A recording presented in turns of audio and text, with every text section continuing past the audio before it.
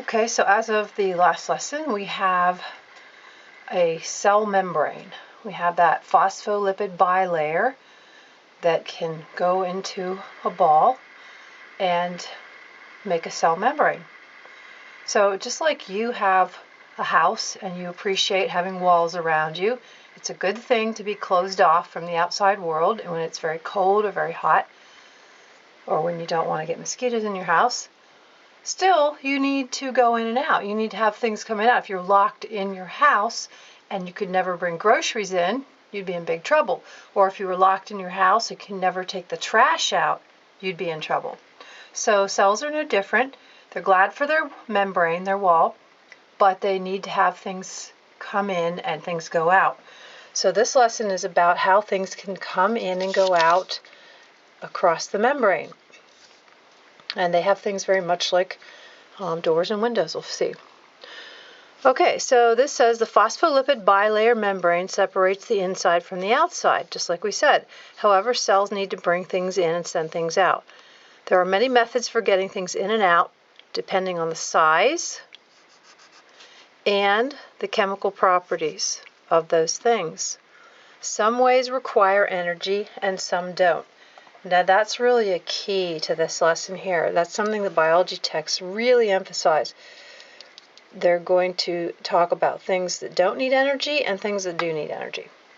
And so the way I've organized the page for you, so you can kind of keep all this stuff straight in your head, and if you read a biology text, you might get very confused.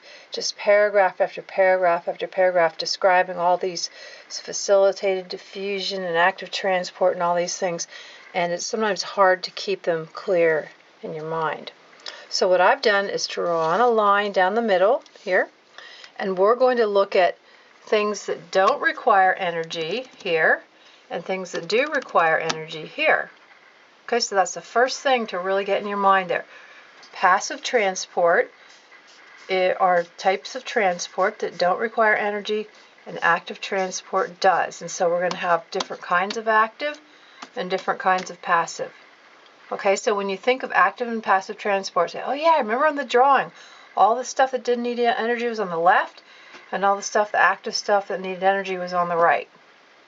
Okay? So the word transport, is easy. We transport things. It means carry across. Trucks transport goods across the country, carried. And passive isn't really a difficult word either. It's a word we use in ordinary speech, just like active is. Passive and active are pretty much opposites. Passive, if you're very passive, you might sit on the couch a lot, not use a lot of energy. Okay, so that's kind of a low energy thing. So passive transport are things that don't require energy. And examples are, number 1, simple diffusion. Number 2, facilitated diffusion. Okay, so there's 2 kinds, and they both have the word diffusion in them. Let's review really quickly diffusion. What is diffusion?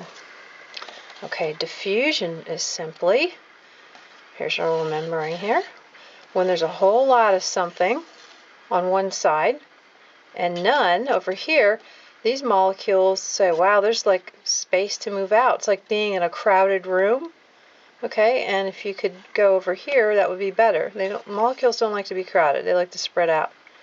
Okay, so then they begin diffusing over. You see it going through the membrane? And they will keep on going over until there's equal numbers. Because if they kept going over and then made this room too crowded, what would be the point, right? They'd end up in another crowded room. So they keep going over until there's an equal number, and then they stop. They keep moving around, but the number of the concentration will be the same. And this is a good word to use, concentration. This is a high concentration, and this is nothing. This is a low concentration. There's a medium concentration. So that tells you how crowded things are. Concentration is about how crowded it is. So that is diffusion. And diffusion's not really a biology word necessarily. You use it in chemistry all the time.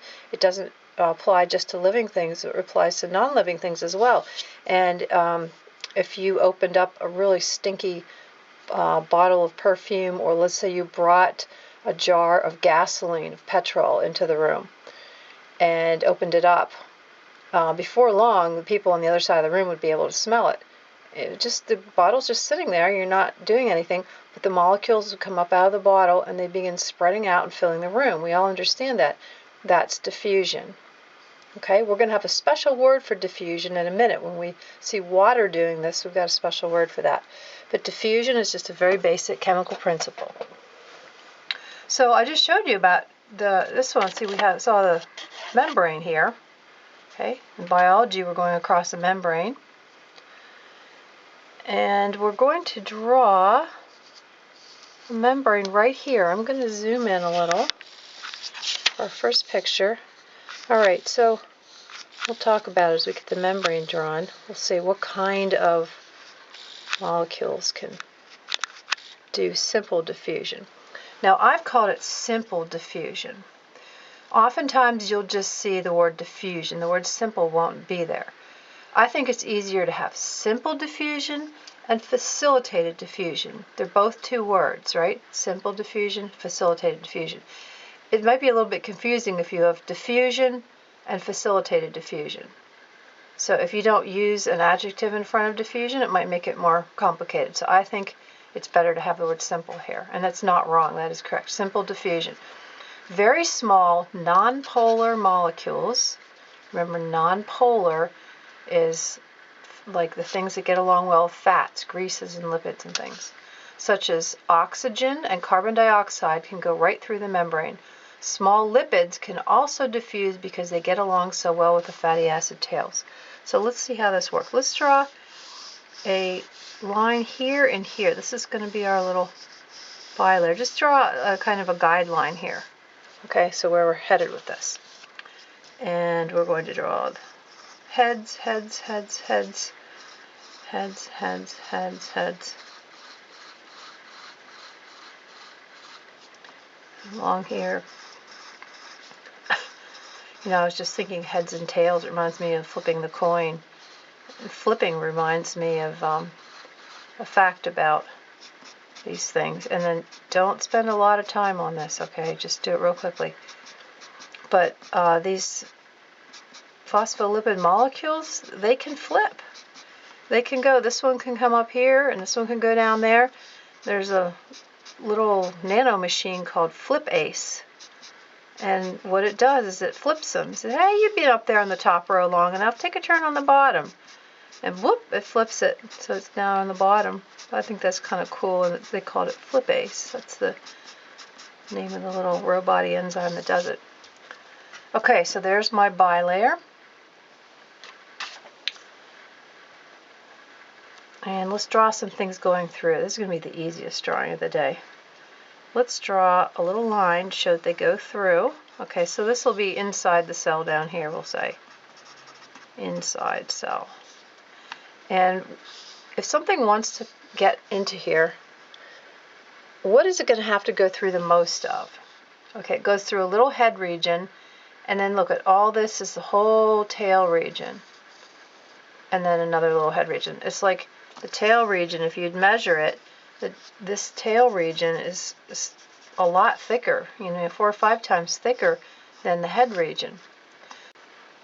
So as long as a molecule can slip through past the heads, if it enjoys being among the fatty tails, it has an easy ride. And then, whoop, it just has to get through these again. So you got a little tiny difficult jump here, and then smooth sailing, and then a little jump and it's out.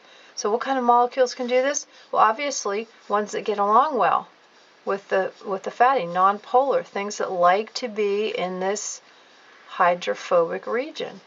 And that would be, sometimes there's vitamins, and there are A, D, E, and K.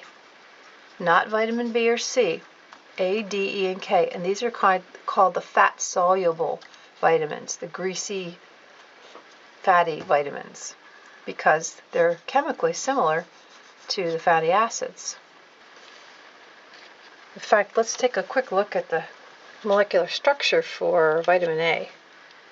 There it is. Okay, there's a ring of carbons. And look, it's got a long carbon tail. Kind of reminds you of a fatty acid a little bit, or cholesterol, something. It's got a lot of carbon.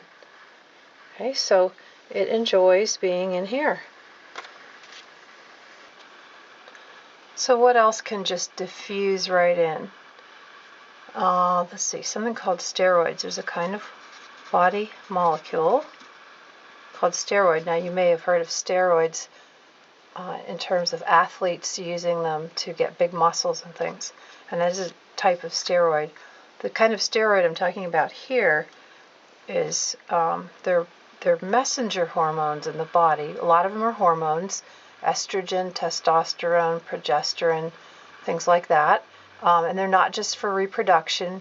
You know, women have more estrogen, men have more testosterone, but everyone has all of them. But they also work not just to regulate your sexual characteristics, you know, how they're making you look like a girl or boy. They also regulate things like your blood sugar, your bone density, all kinds of things like that. And then there's some anti-inflammatory steroids, and this is the one when you take prednisone, they're imitating these body steroids. Your body is always making anti-inflammatory steroids. Okay, so we don't need to know a lot about them right now. We just need to know that they can diffuse straight in. So we can just put an arrow there and they can go right in. Now if we take a little quick look here, I just pulled out estrogen. Okay, just they all look very similar. In fact, testosterone looks almost identical. I think it's a very small difference. Okay, look at here. Does this remind you when we drew cholesterol? You go back and look, it was kind of like this, right? We drew it down, and then cholesterol had a tail down here, off of here, right? Okay, so it's not a coincidence that this looks like cholesterol. The hormones, estrogen, testosterone, and others, are made from cholesterol. And even vitamin D. Vitamin D would look a lot like this. And your body uses cholesterol, chops the tail off, adds a little here, subtracts a little, cut, trims it up, and turns it into these steroids. Okay, so cholesterol is not a poison, is not a toxin. It is a natural body substance, and you need it to make all kinds of things in the body. Okay, so that was, this one is estrogen. Okay, so if you want to make a little note here, it could be estrogen, testosterone, progesterone, some other, just that's good enough. You've probably heard of estrogen and testosterone. So if you want to put those there, you can, or not. Just so you know that there's some very small fatty molecules, things that are made from cholesterol that can go through. Because they're like, wow, in fact, we should put the cholesterol in here, shouldn't we? Put some blobs in here. You know, it's kind of like blobby with a tail. And we could even pull out our yellow or something. Sometimes we don't need to be concerned about the fact that there's cholesterol in here, right? Sometimes we just want to know, oh yeah, there's a membrane there. But actually, in this case, it's pretty important that there's cholesterol in here because we're actually discussing things that like to be where cholesterol is. They're chemically similar. They feel comfortable in here.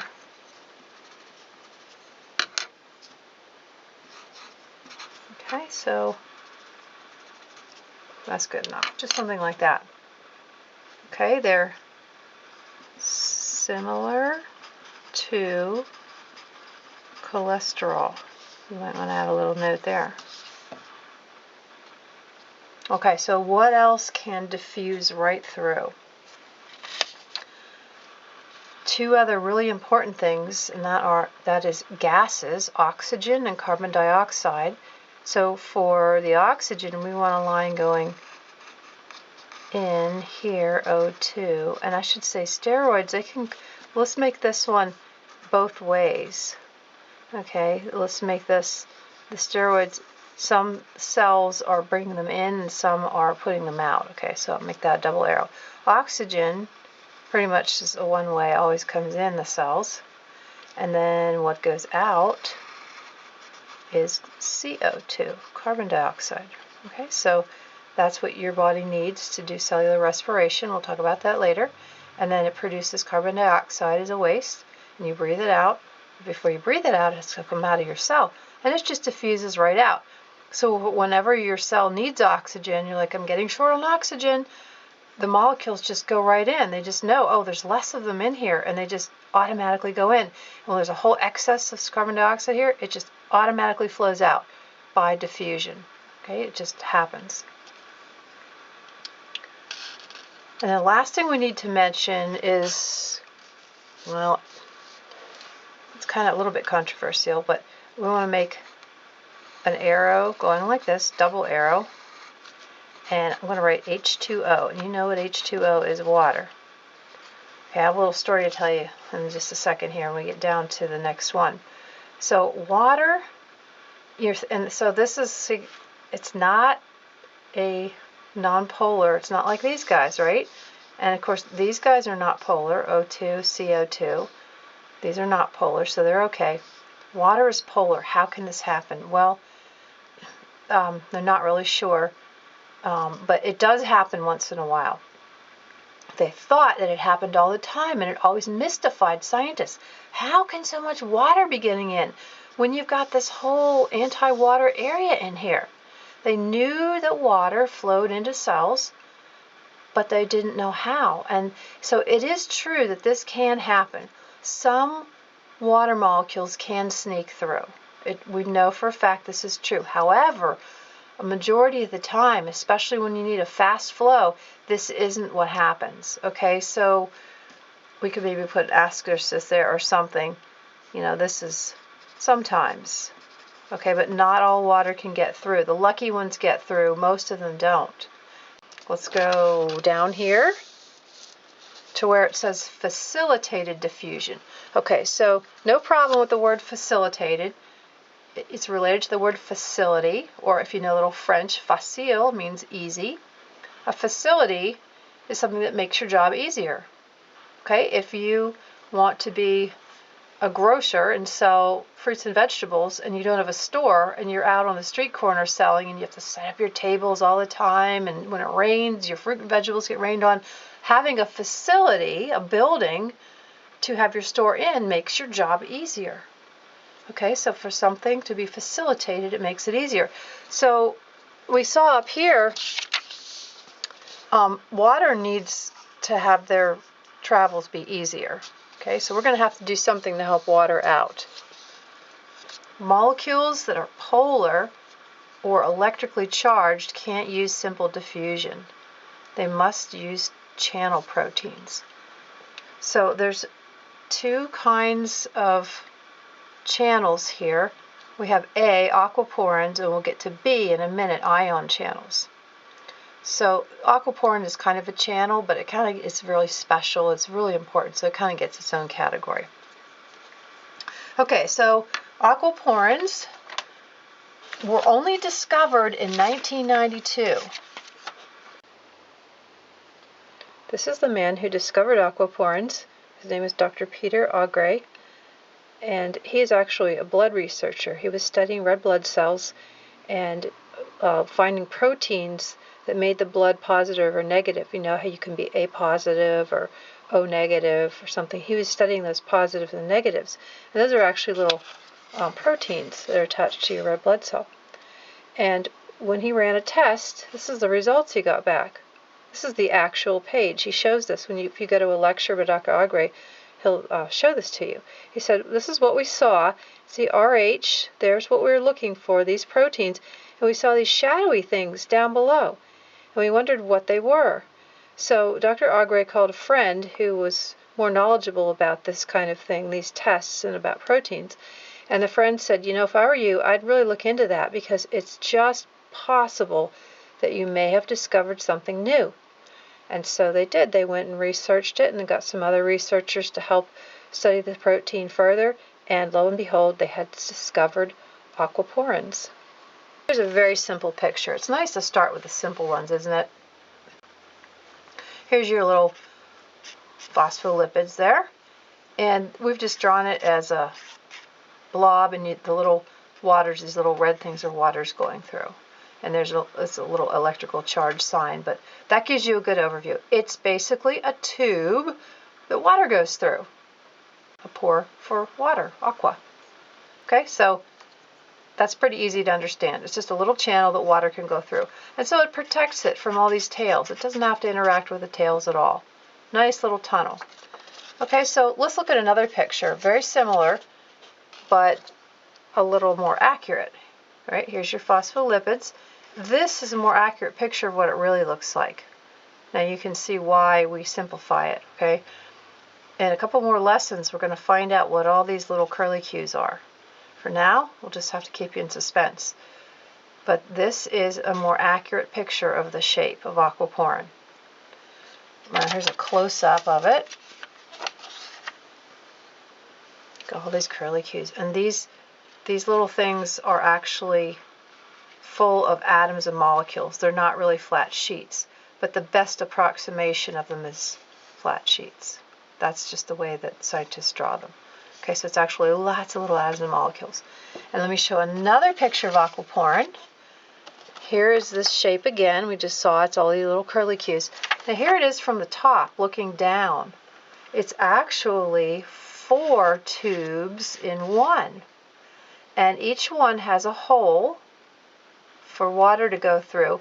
And the middle, what happens here, we got a hole here, because like where the curves touch, you know, you're left with kind of an awkward hole there. They think it just gets plugged up. There's proteins and fats and things that plug it up so water doesn't go down through there. So water goes through the center of the 4 tubes. And so there's not just one single tube. See, that's the problem with oversimplifying. In this one, you don't get the impression that there's 4, do you? So it's true, it's a tube for water. That's correct. The drawing is not really incorrect. However, it doesn't tell you the whole story, does it? Okay, so I've started you out with where the phospholipid heads are going to be. You can draw some more. I thought I'd save a little time instead of wasting it trying to figure out how to make these. It took me a while to come up with the pattern, so I thought I'd save you the time. All right, phospholipids. Like in this one, it's not really important to draw cholesterol, right? Cholesterol isn't really what we're talking about. We know it's there, but it's not really important to put it in. We just need to know it's the layer. Okay, what might be more important is to know that this is actually kind of 3D, right? It's a layer, because we're going to draw kind of a perspective drawing thing. So it's a sheet that goes back. We're not just seeing a cutaway of it. Right, does it look a little more 3D? All right, so let me show you just real quickly where we're headed to. I'm going to draw something like this. Okay? All right. So these are the sides of some tubes of like funnels. Well, not like funnel shaped things. A funnel going here, and they kind of meet in the middle. And in the middle, truly, you want to draw like a V. The middle of this thing comes down to like, it's only going to let one tiny molecule through at a time. Okay, so let's draw a line across here because we're imagining that this is cut. In fact, over here, just a minute, stop for just a second here, come up here and draw 1, 2, 3, 4 circles. It's like that picture we saw looking down, and there's the little holes. Okay, so if we're looking down on this drawing, what we've done is we've made a cut right here. This is top view. And this is our cut. Okay, so we're going to look at the side. We've cut into it, and we're going to see a little bit of this top back here like that. Okay, so these are going to be identical. So this line is straight because that's where we cut. Now on the bottom we didn't cut. We're going to go back like that a little bit. And then this will be the hole. Now, of course, we're simplifying the shape. We're not drawing that massive tangled thing, are we? That's way too difficult. But you know that this shape isn't really correct, but that's okay. It works for us. It works for what we want to do. Okay, now, if we shade a little bit, this will help us. If we start with your pencil point right here and make dark coming out, and then get lighter and lighter and lighter and lighter till you get to the middle. And then do that on the bottom. Make that little corner dark. And it can kind of be dark going into the middle too, because you imagine it would be kind of dark in that little middle thing. Okay, and I'm going to do just a little bit over here. I'm going to be just like that, just a little. See how if I just added that tiny little bit of shadow, and it just suddenly looked correct like that. Okay, so that wasn't too hard, was it? Well, let's do the same thing over here. Draw around the top, a hole like that, and down to the middle. Like I said, don't forget to do the activity about aquaporin. You can learn more about it. It's a really neat little molecule. There's also on the playlist, there's a really fun claymation, if it's still there, I hope it's still there. A student did a claymation showing all the water molecules going through. It's really cute. I hope it's still there. Okay, and then I can erase, that was a guideline, so I can erase that. And then I do the shading trick. Start your pencil in the corner hard and make it lighter and lighter and lighter and lighter and lighter and lighter and lighter. It shouldn't look stripy. It should look really smoothly graded like that. Do it at the bottom. There we go. And just a little on this side too. Just that tiniest little bit makes all the difference, doesn't it? Just that little bit. Okay. You're turning into Rembrandt. And then behind here, we'll get more in a minute. This is going to be dark because it's kind of behind. So I'll shade that more in a minute. Okay, so the back one, that is these two right here, and then we need to see this back one. So we're just going to see the top. And once again, it really looks like a tangled mess, but this is so much easier to draw. Okay, so there's the hole. We're going to see the whole hole this time. And if you shade the hole a little bit too, see, it looks like it's going down. Do the same thing. Okay, now this is behind, so we're going to darken this a little bit. So it looks like it's behind there. And then we're going to do the shading trick here. Shade the edges a little more, like that. But we are going to make this all a lot darker than anything there. Okay. Maybe add a few more of these so it looks like it's floating. The next lesson is going to be, we're going to draw one of these. It's going to be fun. Fluid mosaic. Okay. And you've got your notes already down here. The center of the tube is tiny and will allow only one water molecule through at a time. Now, if you want to draw little water molecules going in, you can. That's fine. Actually, it would be really scientifically accurate, good note to make, if we made a line, an arrow going through at either end, because these things can go forward and backward. Okay, it doesn't matter. So put a little Mickey Mouse molecule there. H2O. This just allows diffusion, right? So if there's more water over here, whoop, they'll flow through. If there's more water here, they'll flow through. And I've been reading about these. These are actually key in things like when you make tears, you have a sudden flood of water. When you make mucus, there's times when you sweat, things like that. They've done experiments with mice where I know it's sad, but they have mice that can't make these very well. And so they find out the mouse can't sweat. The water doesn't come out of the cells. So this is really important for fast flow. And I put a note here, 1 million water molecules can get through every second. That's a lot of water. And you have a lot of these in your membrane. You don't have just one, right? The membrane would have lots of these. Now at this point, I need to throw another vocabulary word at you. When you're talking about diffusion of water, we use a special word, and you may have heard this, osmosis. Right? It comes from the Greek word osmos, which does not mean water. You think it might mean water, right? It means to push. So whoever decided on this word thought that water is being pushed through a membrane or something. Actually, the word goes way back before the discovery of even cell membranes, okay? It was just the movement of water, and so they decided that this was a good word for it, and so we're stuck with it. Although words that begin with osmo, like osmoregulation, osmolarity, all have something to do with water. So it's really not wrong when you see osmo to think, oh, water.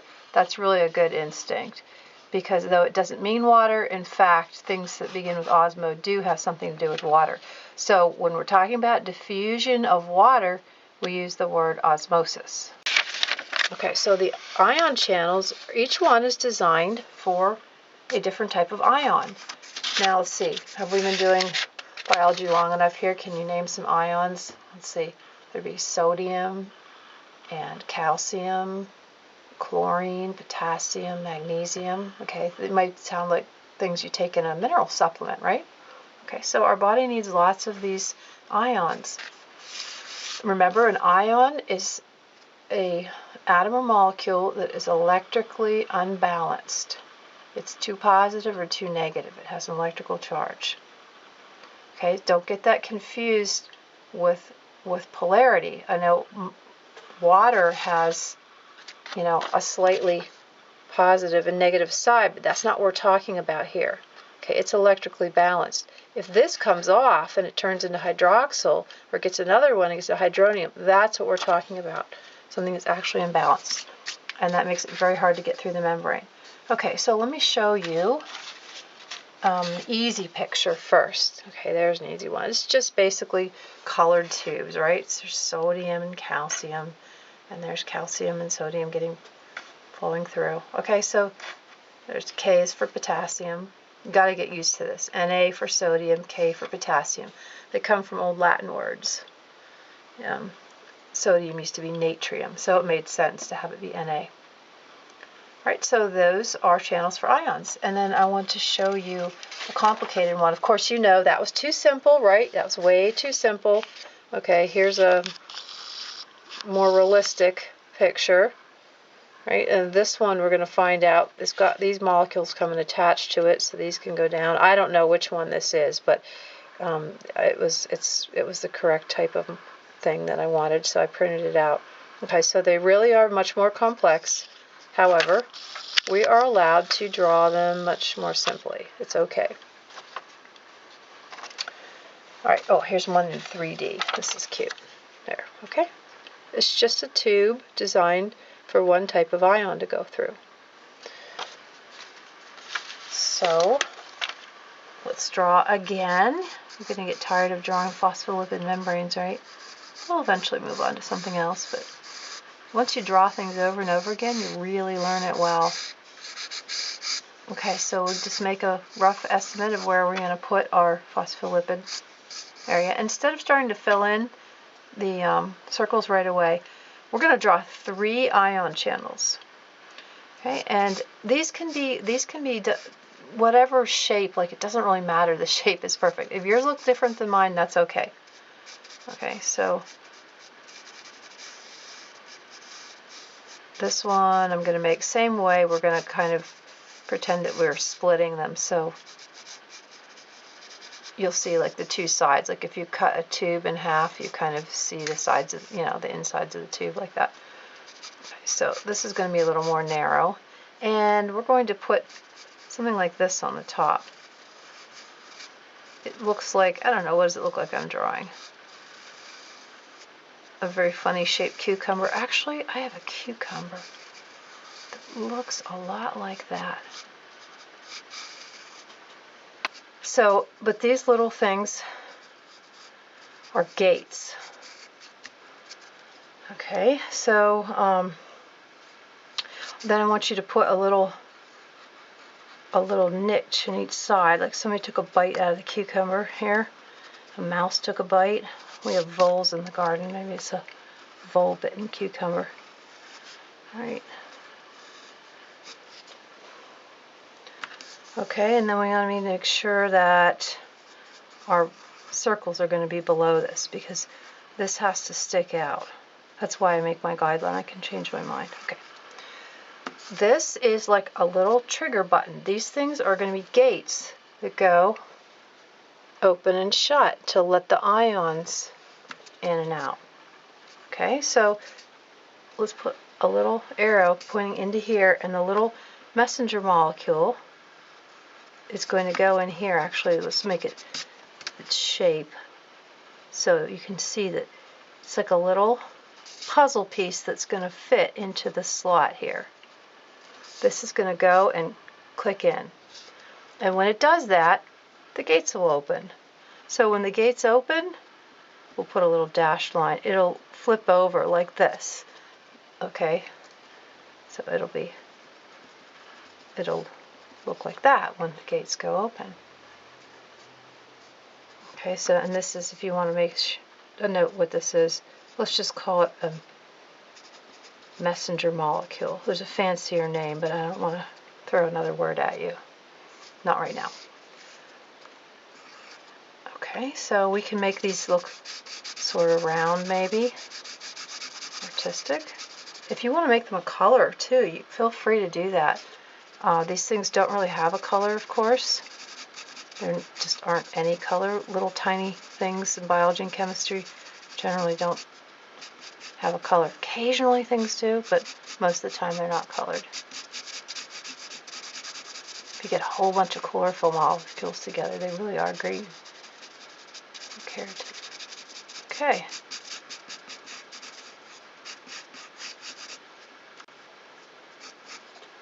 So the ion is going to travel down and out. This big little dot is going to be pretty small. Okay, so this is a type of gate on an ion channel that works with a little messenger molecule mechanism. It's like a little push button. Open, close, open, close. Right, there's other kinds of gates also. Down here we have some listed. Some gates or some ion channels are sensitive to light. When light hits them, oh, they open. And where would you find those? Take a wild guess, right? Yeah, in your eye, right. Temperature sensitive. You have temperature sensors in your skin. When it gets to be a certain temperature, like as in ouch, hot, okay, this will open receptors. This thing will, and the ion channel will start working, and the result will be that a pain signal is going to get sent to your brain. Hey, you're touching something hot. We have them for cold too. Now you can fool these. Are these hot and cold? I should mention your hot sensor, the little ion channel that opens for hot. Something else besides actual heat will open it, and that is hot chili peppers. Right? The chemical that's in hot chili peppers will trigger the one that is just the same as if it was hot. And so it feels hot. So when the gate gets triggered, bang, a signal gets sent to your brain. Ouch, hot. Even though heat didn't really do it. And the same thing with cold. Menthol makes you feel cold. You suck a peppermint or a menthol, you put on your skin or something. It feels cool, kind of in your nose. It has that cool sensation. Well, it's tricking you. It's not really cold, obviously. It's not unless you put the mint in the refrigerator or something. But it's not really cold, but it's triggering those cold sensors. Okay, it's opening the gates and allowing the signal to go through that you're feeling something cold. Okay, also pressure. Let's draw one for pressure here. I'm going to draw this just straight. And once again, these can look just about like anything. I mean, some of these things on the internet are just these big blobby things. You can't even tell what they are because the proteins really are blobby. So whatever you draw will be fine. Unless you draw a portrait of your dog, that will not be fine. Okay, so let's see, these gates here, let's make them going like this. And I'm kind of basing this on one that I did actually see, but I don't know how realistic they were trying to make it. I don't know. Okay, so this one, the gate is going to look like that. So when it opens, and this one is going to respond to pressure. So imagine if these are actually little things you press on it. As you press it like this, the shape is going to go this one will go like this, right? And open up. Okay, so when it's open, these things will kind of be in this shape. We'll just draw a dotted line for how they're going to look when they're open, like that. If they're open, they're going to be down there. So where would you find something like this that responds to pressure? Where would be a good place? Probably in your skin, right? Because you need to feel pressure if something's pushing against you. Alrighty, and then the last one here we're going to do is voltage. Oh, we did the binding of messenger molecules right there. Okay, voltage is the last one we're going to do, and this one is super, super important. Like places like your nerve cells. Okay, so I'll make this a little geometrically. Move this more. Kind of like a pentagon there. Okay, and then the gate up here, I'm just going to make it as a thing like this going across. Now this type will respond to voltage.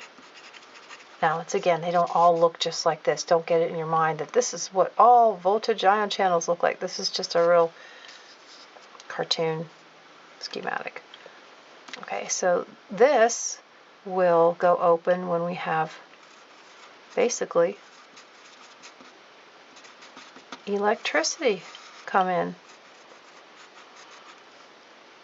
And when it senses a difference in voltage on either side of the membrane, if there's a change in the electrical voltage, if the change is enough, bang, this will open. And you will be seeing these again, I guarantee you. You will be seeing these again. Okay, so let's just fill in our little phospholipids. Now we know where we can put them.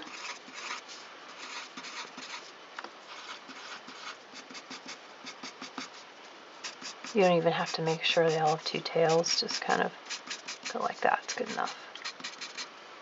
Okay, and if you'd like to color a little bit, that would be fine. I'm going to add a little bit there. It's up to you.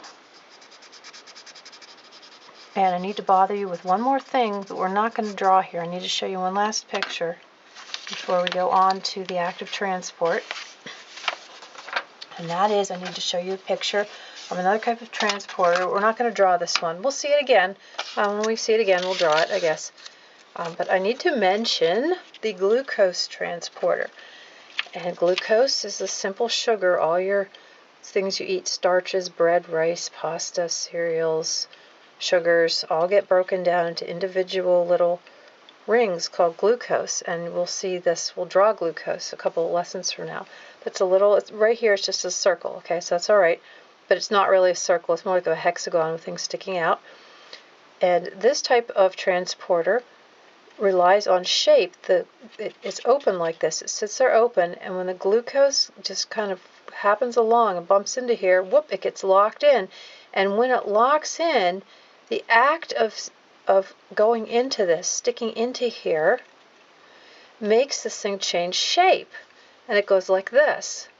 Now, it doesn't require energy. That's just weird. It looks like, oh, there's, energy, something is moving it, but it's actually just the clicking in of the shape.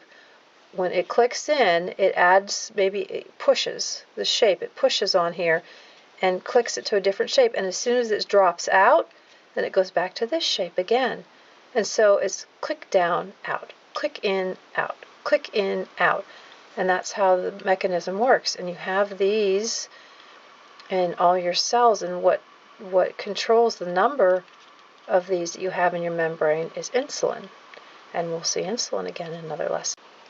Now, at this point, if you need to take a break, you go right ahead. That was a lot of information, and this is one of the more difficult parts of biology. This is usually what students really don't like and they have trouble with, and I think it's confusing and hard. So if you want to take a break, take one right now.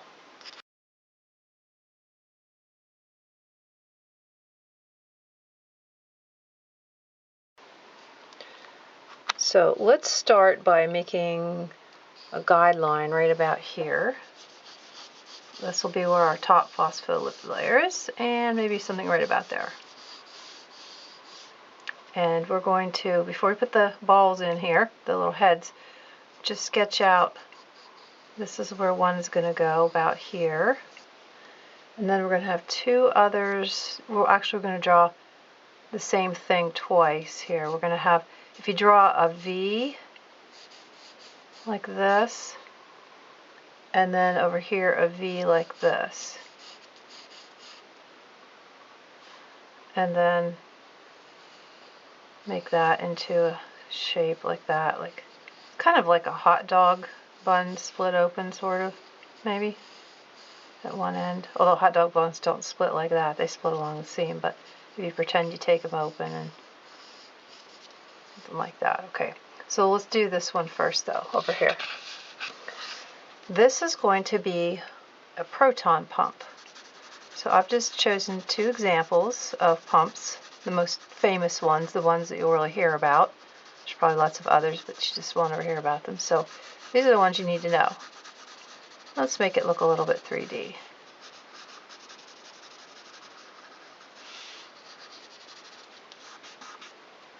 All right, now the exact shape, it's going to look more like little curly things, and it, you know, if you actually saw it, it's just a mass of proteins swirling around, little tiny curly things, right? Like we saw in the aquaporin. I showed you that with his little curly Q helixes. So we're smoothing it out, right? We're not showing you all the little atoms. We're just going to make it look like a big cylinder, and very importantly, it's got a hole in the top. Now we're not going to cut this one in half either. We're just going to leave it whole, looking like that. Now that's good enough. And this is a proton pump. So what's going to come out the top? Protons, right? And we'll just make a circle with a plus. That's how we make a proton, because it has a positive charge.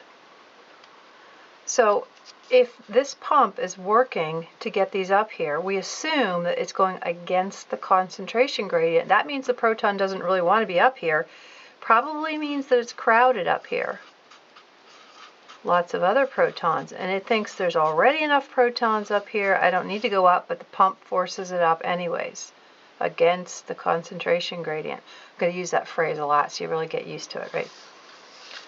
So let's fill in some of our phospholipid heads here now that we got the essentials in.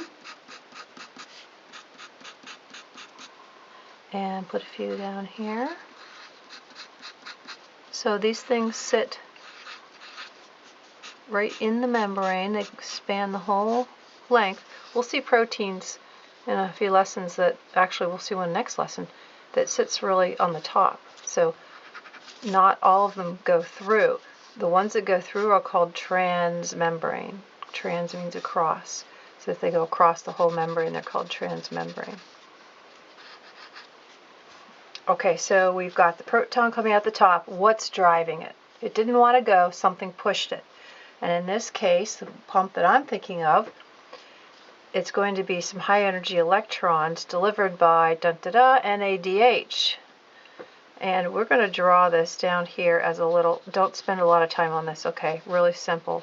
I'm terrible at drawing trucks, but it's just really cartoony. I like to draw NADH as a little delivery pickup truck. And it's got two electrons in the back, and actually there's a proton tossed in there too. Important part, it's got some electrons in it. NADH. So here it comes over, and where it's coming from, never mind that right now. It comes over and delivers electron, which can go up. it goes kind of through it like this. Let's make electron right there. In fact, I like to make electrons red. I have a thing about making them red. Alright, so the electron goes through and out, and that pushes a proton up. That's as much as you need to know about a proton pump. Right? This is the protons get pumped against the concentration gradient, and in this case, NADH comes and delivers the energy. Okay, so that's one kind of pump. The other kind of pump we're going to look at is called the sodium-potassium pump, and this one you will see a lot in biology. It's a key to how your nervous system works. Make sure I'm zoomed in enough. It looks like, see, this is why you make guidelines. I might want to move this. Well, maybe I can get this in here. If this is crunched too much over in yours, you can move it over a little bit. All right, what we need to do here is make some circles. 1, 2, 3. And it's very important to get 3. And some triangles here. 1, 2. Very important to get just 2. Then I'm going to go around the outside, because these are like little circular pockets. Erase the guideline, make them look like they're little holes, little slots. So what kind of thing can fit into them? Only circles. And these little slots on this side are triangles. Circle is not going to fit in there. Neither is a square or a pentagon. Right? Only triangles are going to fit in there.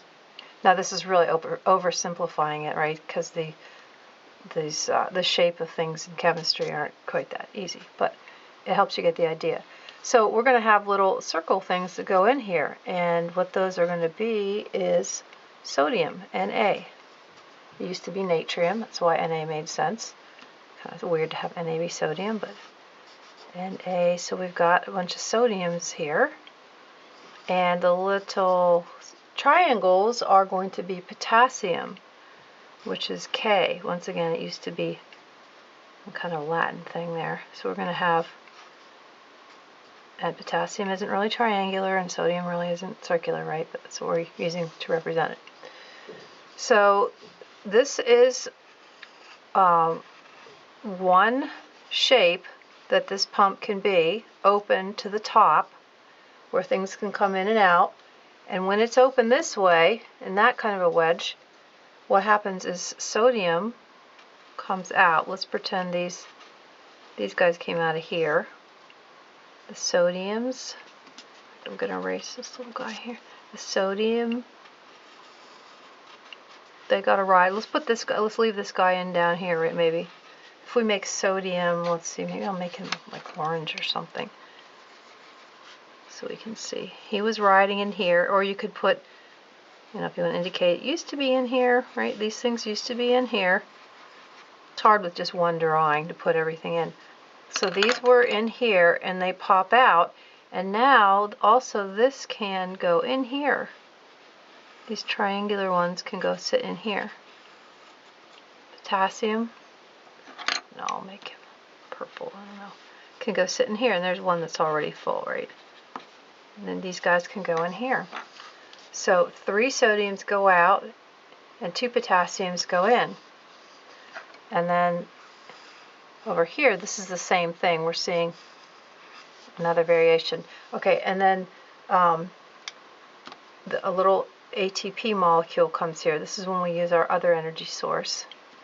We've got a little ATP comes and touches the bottom here, and sometimes they draw ATP like this. They really simplify it. They make this part into a circle, one circle, and this into 3 circles.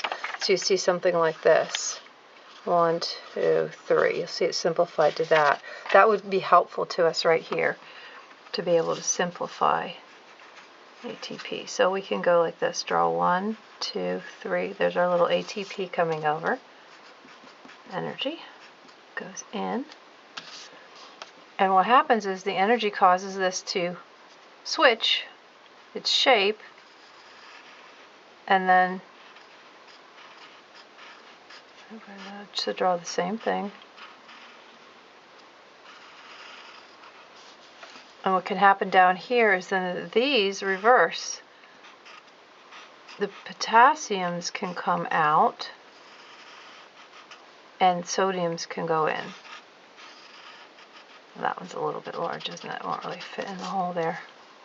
But you get the idea. Using circles and triangles just conveys to us the idea about how shape is very important. That's how it works. Okay.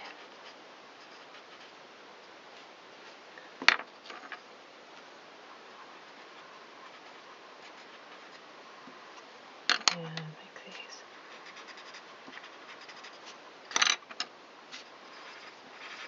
Wow, color makes it look nice.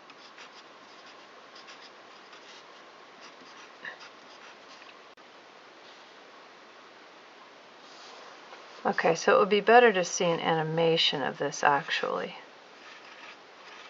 My membrane's going to be a little crooked here. It's hard just in one picture to get the idea.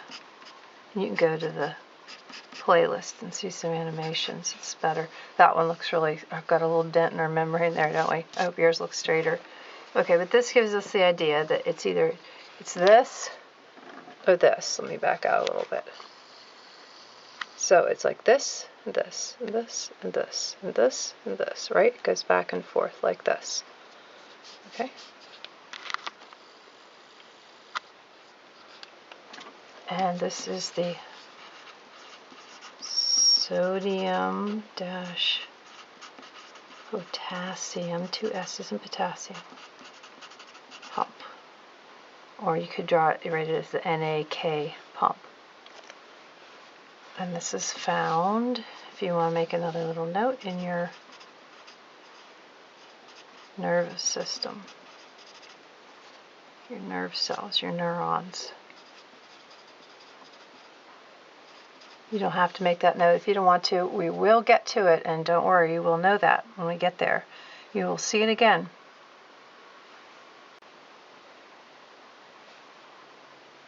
So the most important thing to know about pumps is that they work against the concentration gradient. So what's going to happen up here? There's a whole bunch of unhappy protons, or there's a whole bunch of unhappy sodiums. They didn't want to be up here. These guys didn't want to be here. If they get an opportunity to go back down, they will.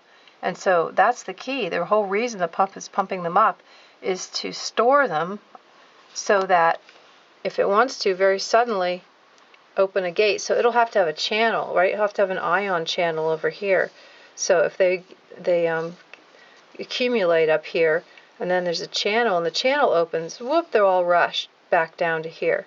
And then you'll have to pump, pump, pump, pump again. Same thing with here.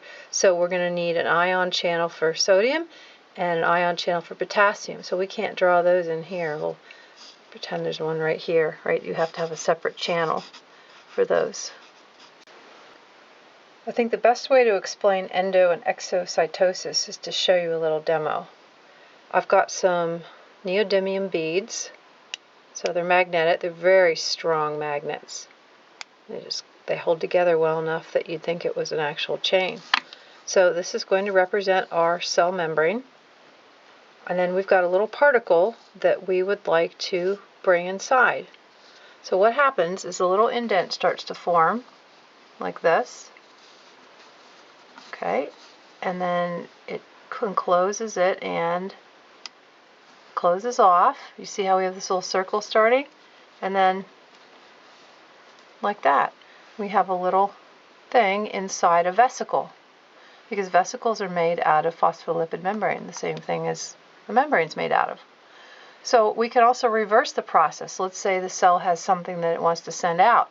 Maybe it's a waste product, maybe it's something that's manufactured, it wants to deliver it to another cell, but it needs to get it outside through the membrane. So what it can do is put it inside a vesicle, and there's a place in the cell called the endoplasmic reticulum that's very good at wrapping things in membrane. So it puts it in a vesicle, and then we can move it over to the edge, and what happens when it, as soon as it touches, it just like automatically fuses with it. And then we can do the reverse here, split it like this, it opens up, it gets more and more shallow, and then presto, the thing is outside. Okay, so the process of bringing it in is endocytosis, and the process of sending it out is X, like exit, exocytosis. Okay, so that's pretty easy, isn't it? So now all we have to do is draw this. Let's do endo first. We're going to do a little kind of series of pictures. Let's make our membrane. Leave a little space here for little things going in and out. It does not have to be a perfect circle. Cells rarely are. Okay, and we're going to have the process broken down into, let's say, 6 steps. We'll put 1, 2, 3, 4, 5, 6 going around this way. Our process will go kind of clockwise. Right, so number 1 down here is where we start out with the item outside. Okay, so number 1, nothing's really happening yet. Number 2 is where we get a really shallow indent. Starts making that pocket. Everything is still outside. 3, we'll have it get a little bit deeper.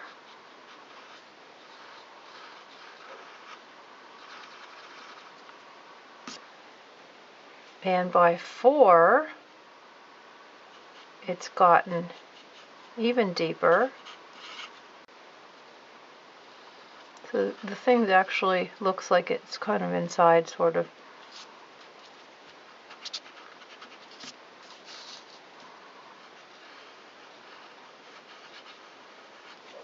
But it's not closed out yet, right? It's not closed off. And then by 5, that thing has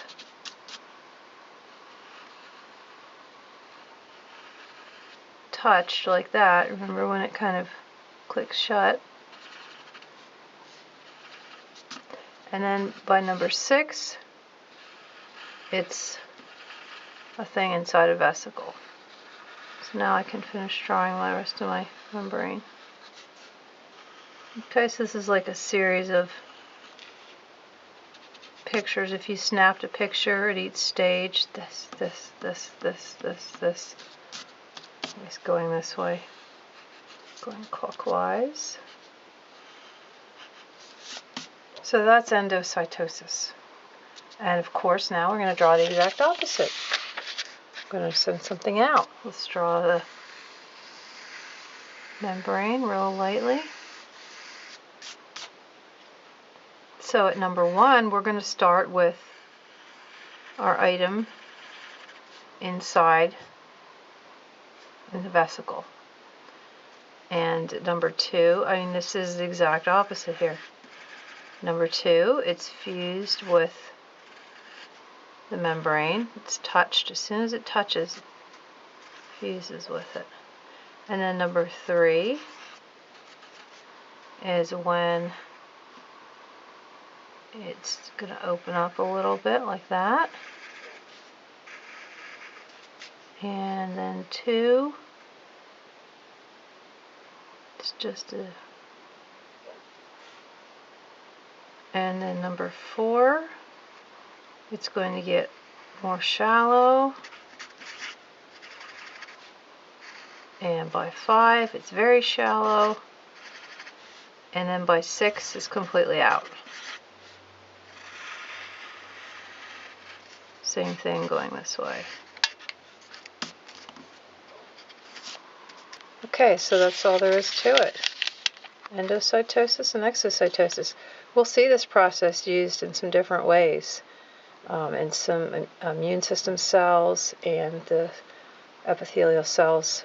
And we'll have some more words to add to here. There's some variations on this process. We'll add some vocabulary words, but that'll be in a future lesson.